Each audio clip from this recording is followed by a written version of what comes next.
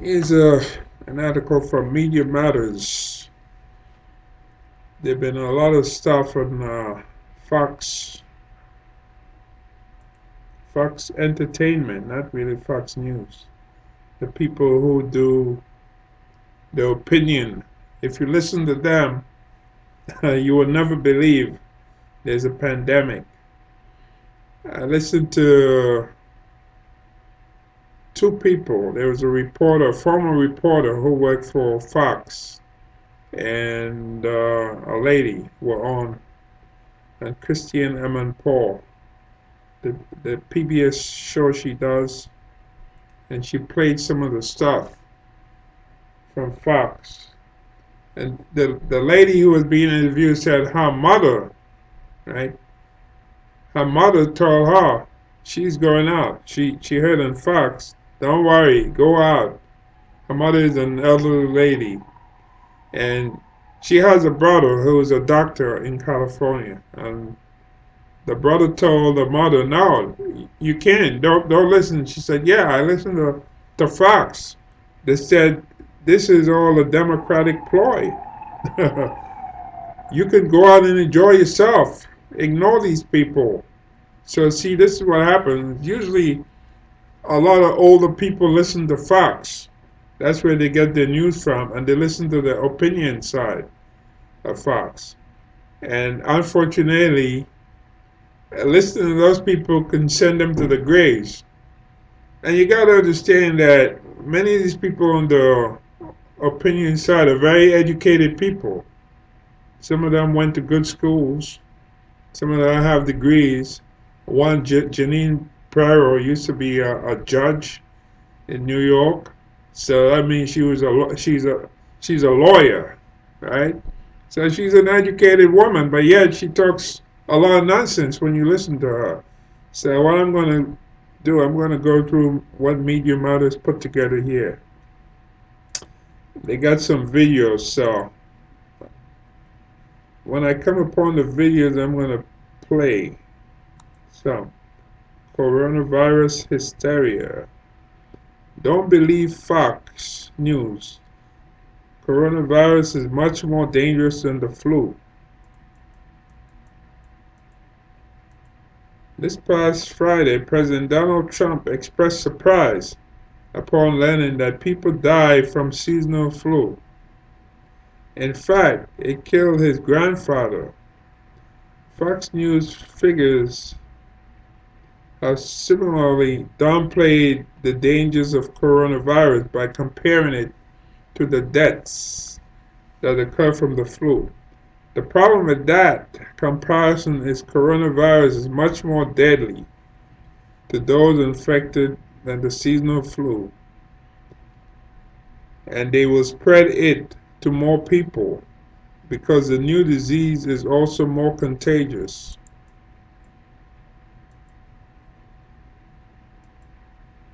So here we are. This person said we need test and trace.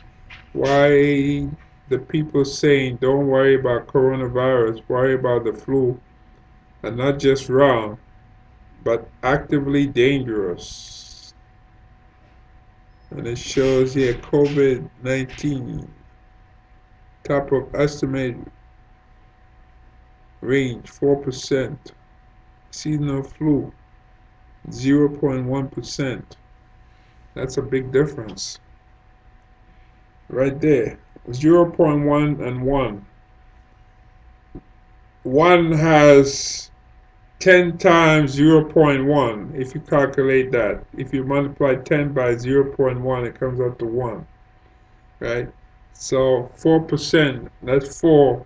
So that's 4 by 10 would be 40. So the seasonal flu would be like 40 times more dangerous if you look at it that way. Case fatality rate. Coronavirus isn't just 10 times as deadly as the flu, it's twice as contagious. Bloomberg.com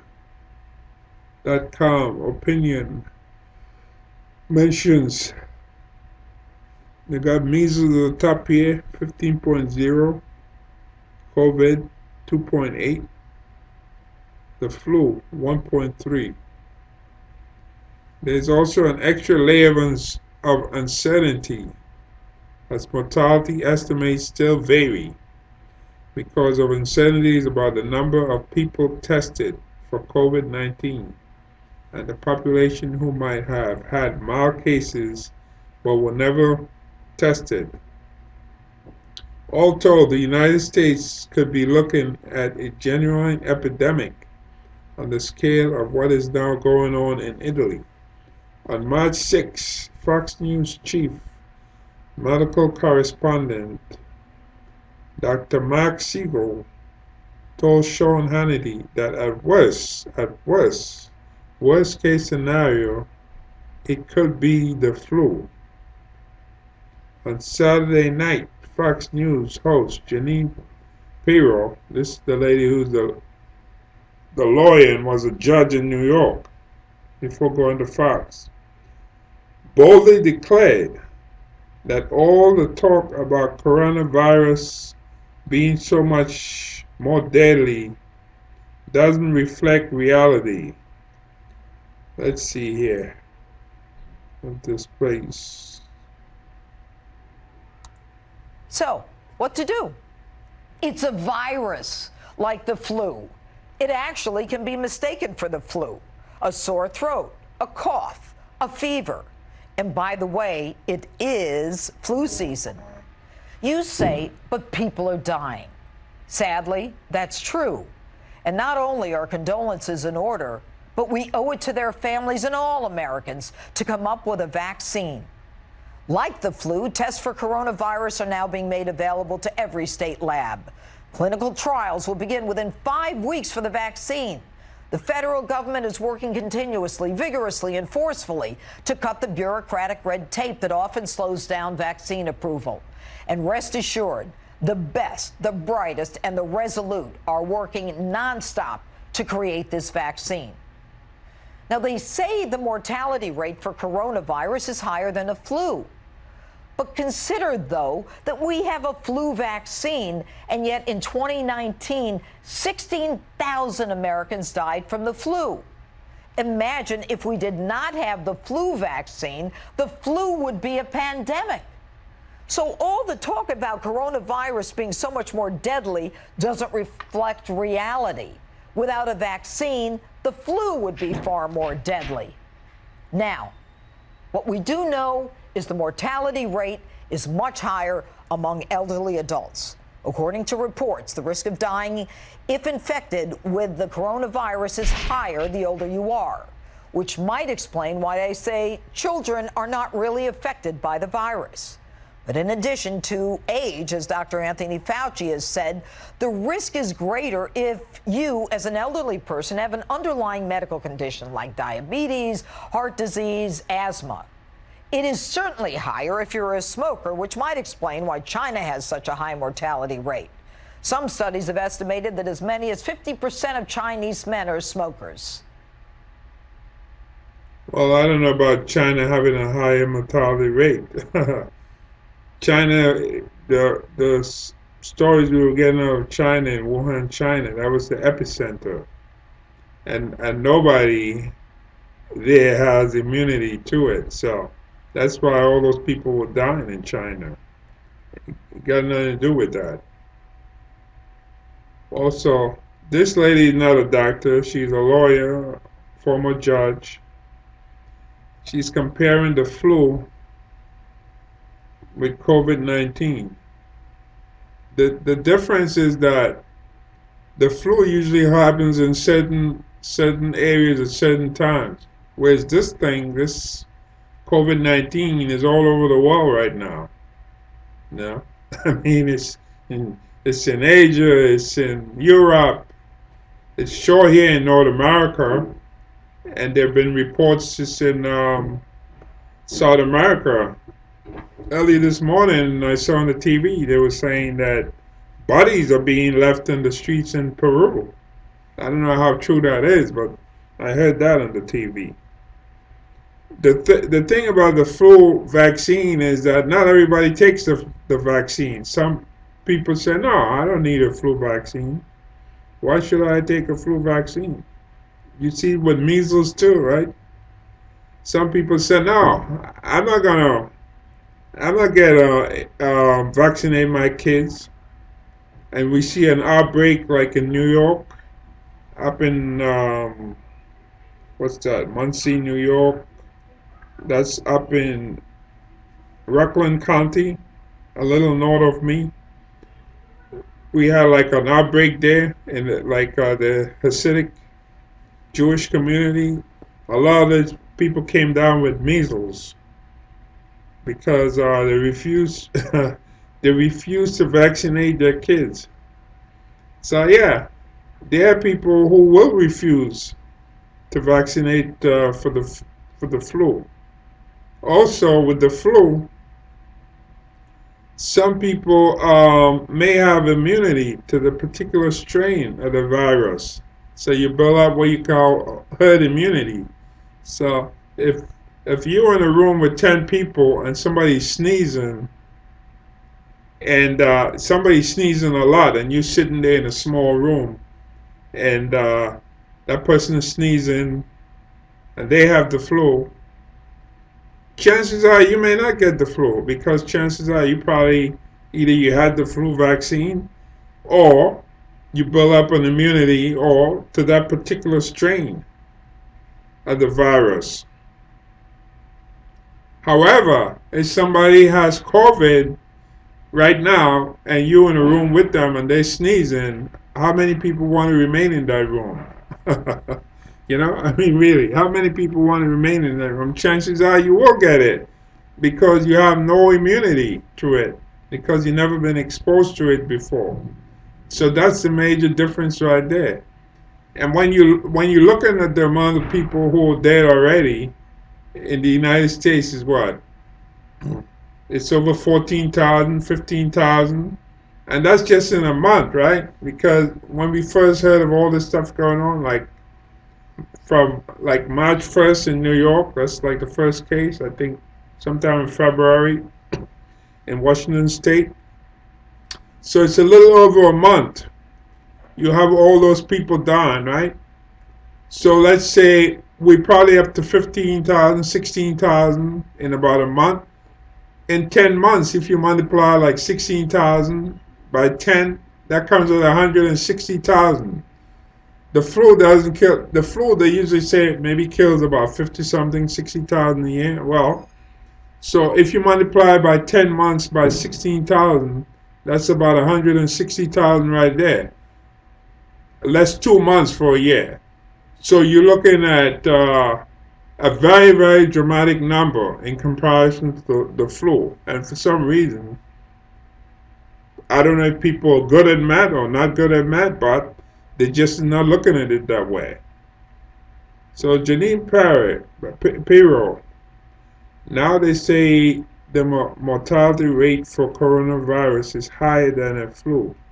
But consider though that we have a flu vaccine and yet in 2019, 16,000 Americans died from the flu.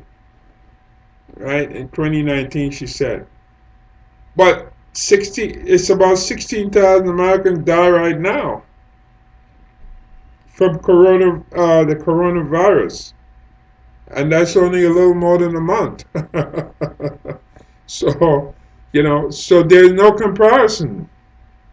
If we keep going in that way, and also if we didn't have the social distancing, it would be worse. We will really wreck the healthcare system. It'd be much worse. A lot more people will be dying. That what they talk about flattening that curve, that plateau that you see going up and up. If we didn't have the social distancing, that will keep rising. It's just like an airplane that took off and it's going up to get that altitude, and that's what will be keep happening. Be going up and up and up, maybe like a space shuttle or a space rocket going up. So by social distancing, you're able to plateau and bring it down, even though you're still having a lot of deaths, but it becomes a plateau. So that's what's going on here. So, okay, so here's the order of the article talking. Of course, there are flu vaccines every year, while there is no coronavirus virus vaccine yet available to the public, which could take over a year to be tested for safety before it is released on a wide scale.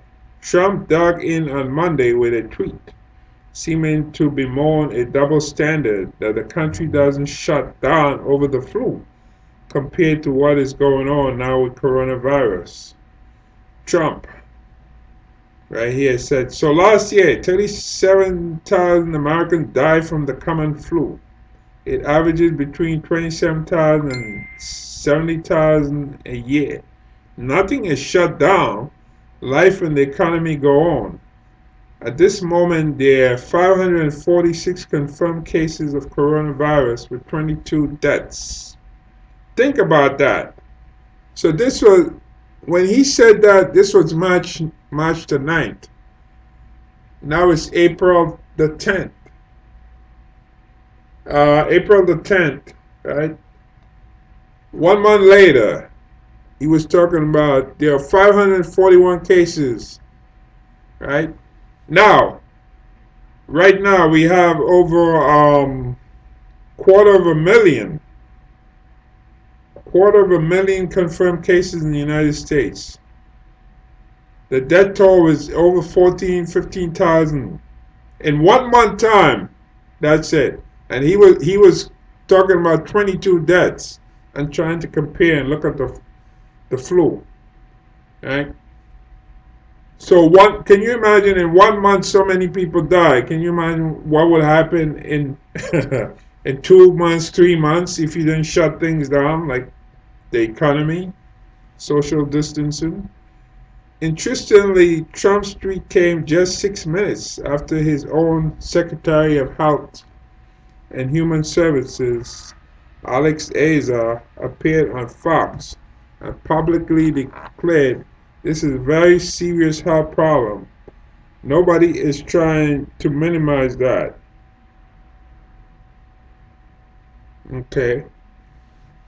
On Monday's edition of America's Newsroom, Fox Business anchor David Asman said there was nothing you can argue with about Trump's tweet, and praised his leadership on the economy as having created a strong foundation for the country to pull through, calling it a rainy day fund.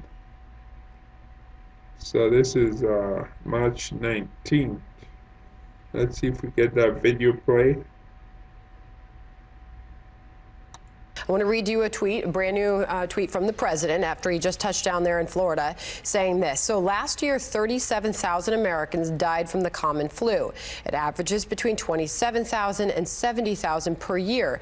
Nothing is shut down. Life and the economy go on. At this moment, there are 546 confirmed cases of coronavirus with 22 deaths. Think about that. Absolutely. You know, there's nothing you can argue about with what the president said there. The problem is that if it does begin to spread, if it does, because it is such a contagious virus, if it does begin to spread, if people don't self-quarantine the way personalities like Senator Cruz have, you could have factories closing down, you could have offices closing down. Now, the great thing is, first of all, we have a very strong economy. We saw that with the jobs figures last week. Tremendous beat on what we were expecting in the number of jobs created. We have a strong foundation to weather a storm. You talk about a rainy day fund.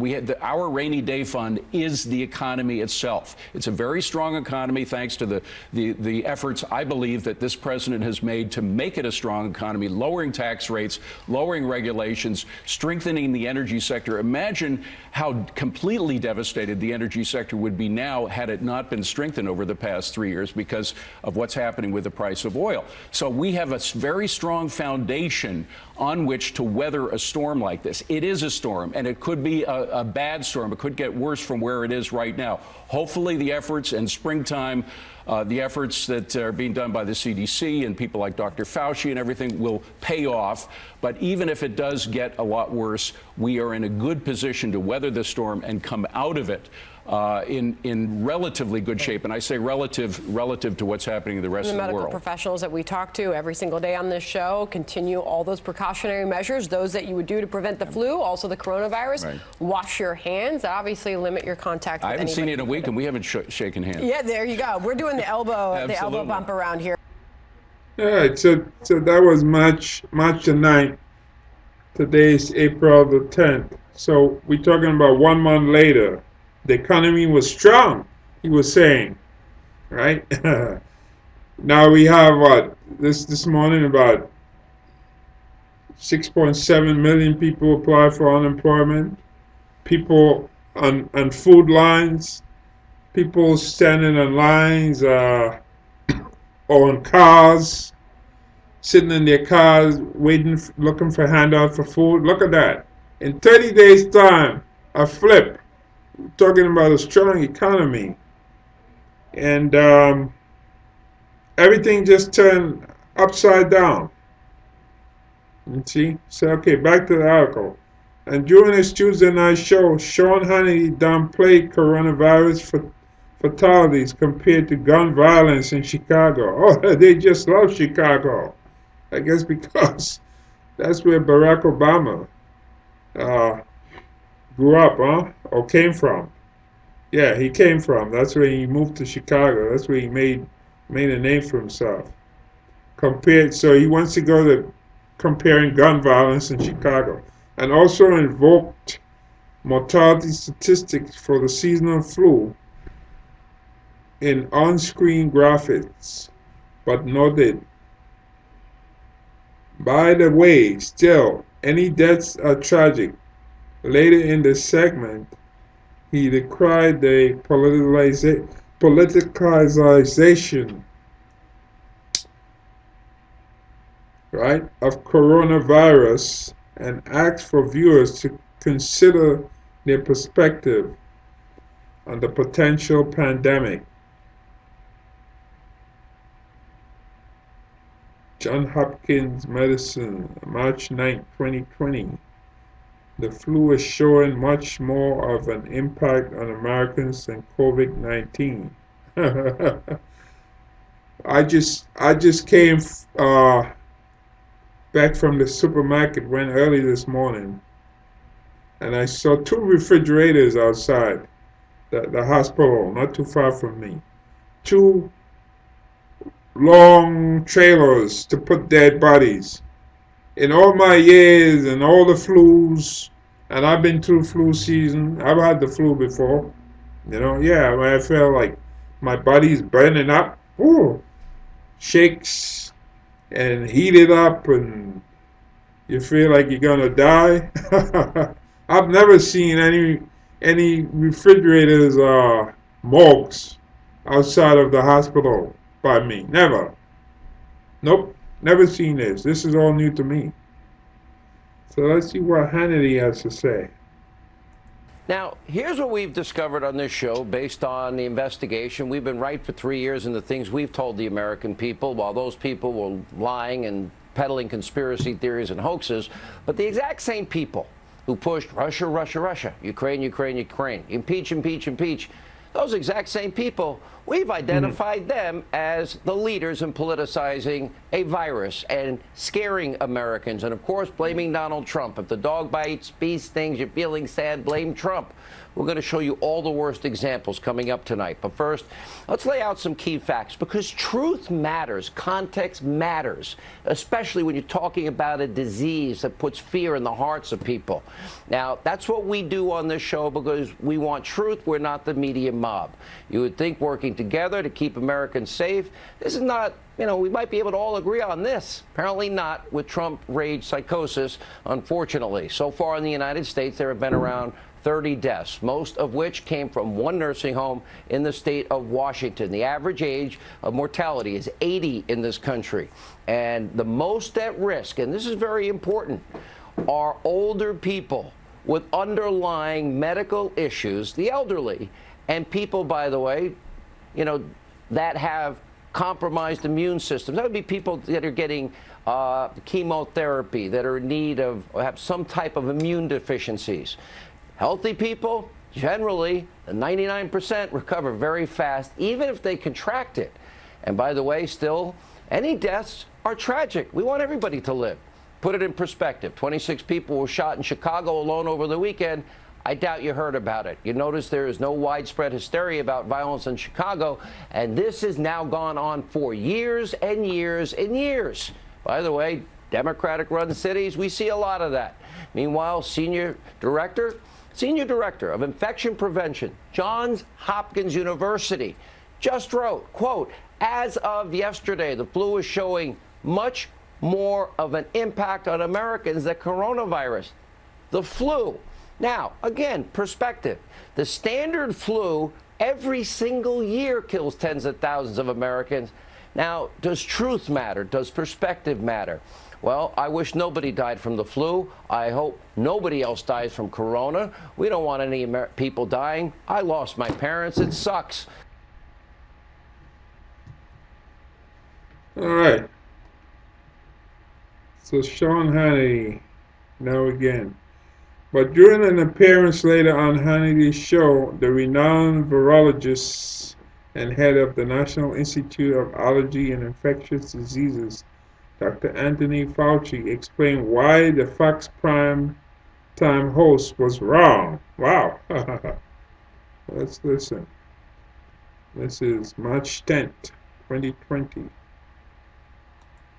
I have one more very important question. So the average age mortality for corona is 80. So this virus is impacting people with compromised immune systems, underlying other medical conditions are the most vulnerable. What about the other 99%? If people got the virus, worst case scenario, how dangerous is it to them compared maybe to the regular flu? But okay, so that's a good question. About 80% of the people who get infected will do well. They'll get sick. They're going to be uncomfortable. They're not going to feel well. But they're going to spontaneously recover. About 15% of them, according to the data from China, Korea, etc., that those are individuals that are going to get into trouble.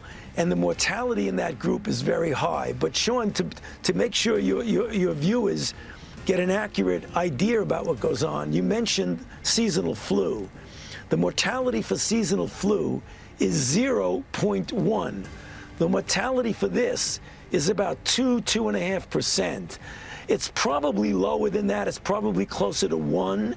But even if it's 1, it's 10 times more lethal than the seasonal flu. You got to make sure that people understand that. No, I think so.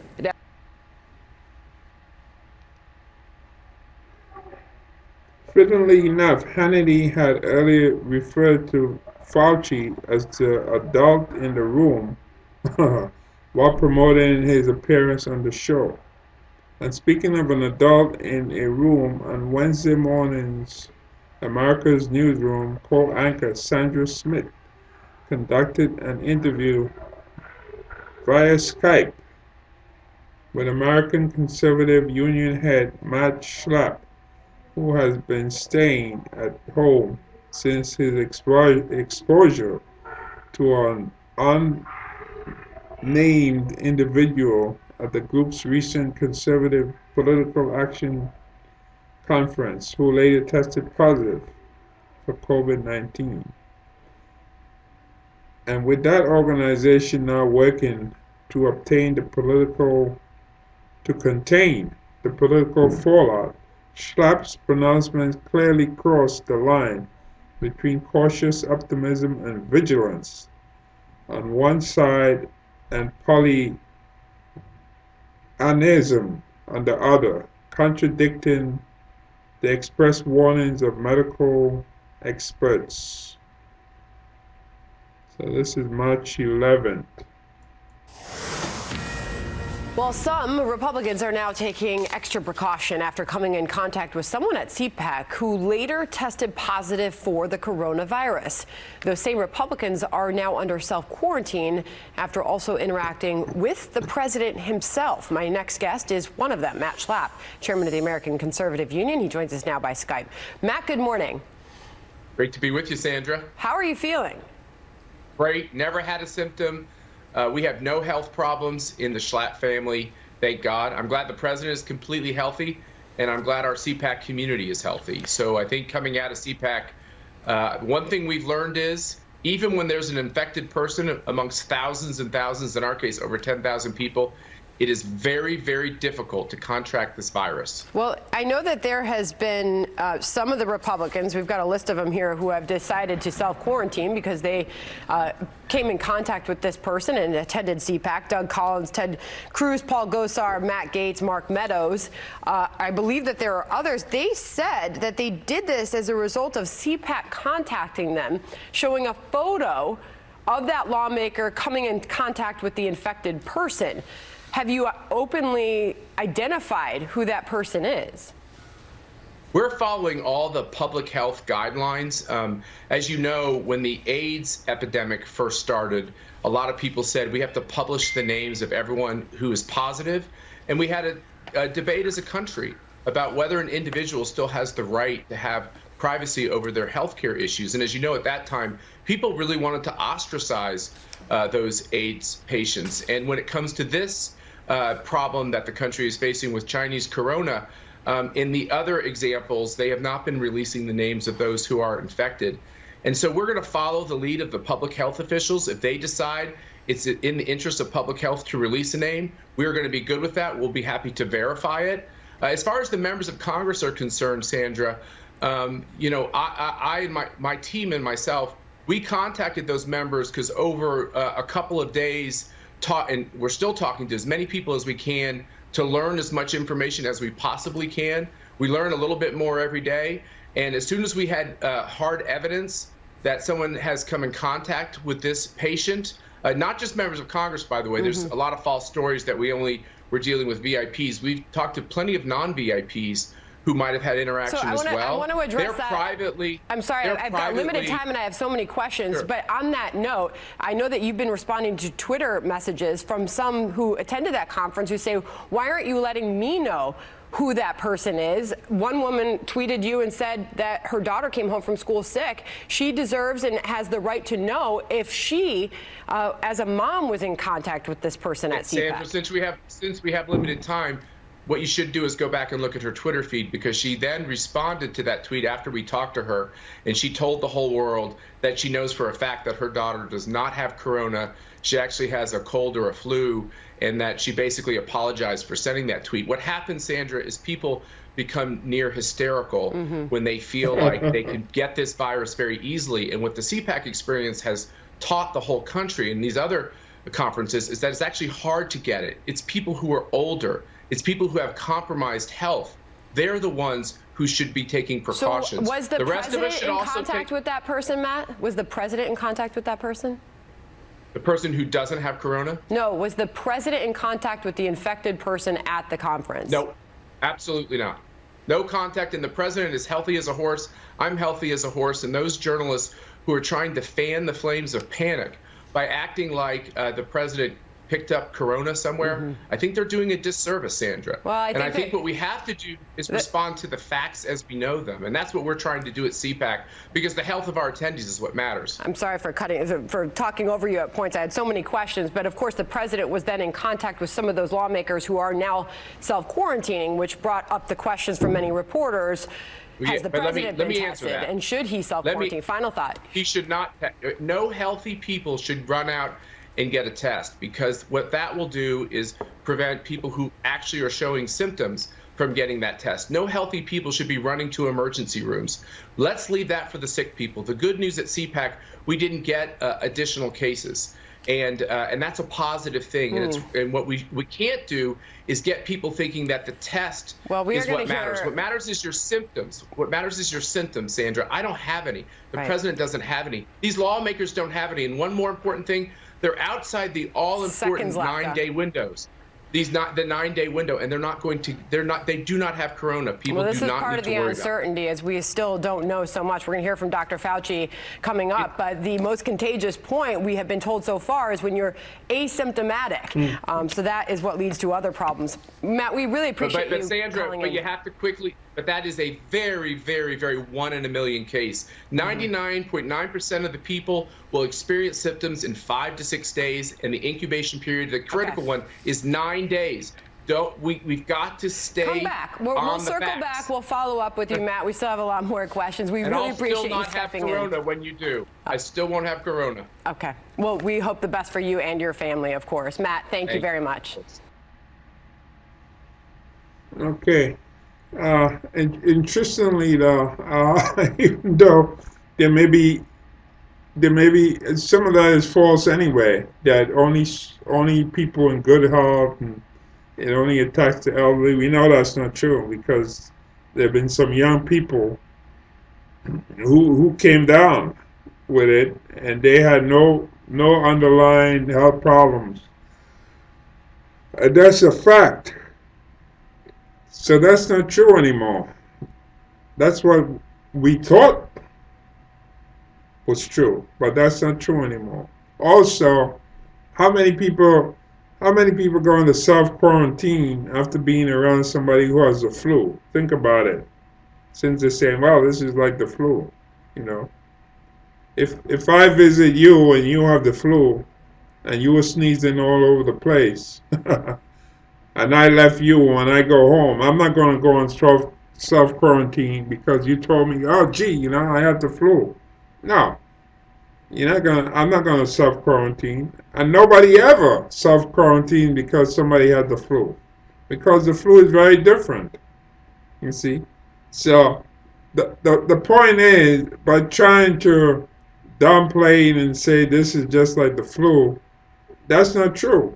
Because when you look at it, the fact that people have to self-quarantine shows how dangerous this particular virus is.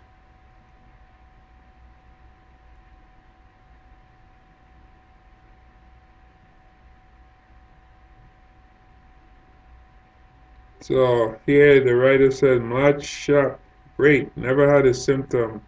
We have no health problems in the Schlapp family. Thank God. I'm glad the president is completely healthy, and I'm glad the CPAC community is healthy. So I think coming out of CPAC, one thing we have learned is even when there's an infected person amongst thousands and thousands, in our case over 10,000 people, it is very, very difficult to contract this virus. That's not true at all. We know that's not true. You see? If that were true, then you wouldn't have these doctors, nurses dying. In Italy, last I saw, over 100 doctors died in Italy. Okay? And now, these doctors, I don't know about. Well, here we have a problem with protective equipment, but I didn't really hear that in Italy that they had a problem with that. You see, so 100 doctors died in Italy, and I'm sure there are nurses who died in Italy. So you mean to tell me all these doctors are not practicing infection control? So the fact that over 100 doctors died in Italy, and by the way, most of the cases in Italy in the northern part of Italy. You see, all the way up. I think Bergamo is the city in Italy, northern Italy. So it's not like all over Italy, like Rome and so forth. Southern part, Sardinia, so forth. So 100 doctors died in Italy. No. So the idea that it's not easy to catch that virus is really not true. It's untrue. And it's unfortunate that a lot of people who listen to this nonsense are elderly people, and you know they can actually be killed. They can go to the grave listening to Fox.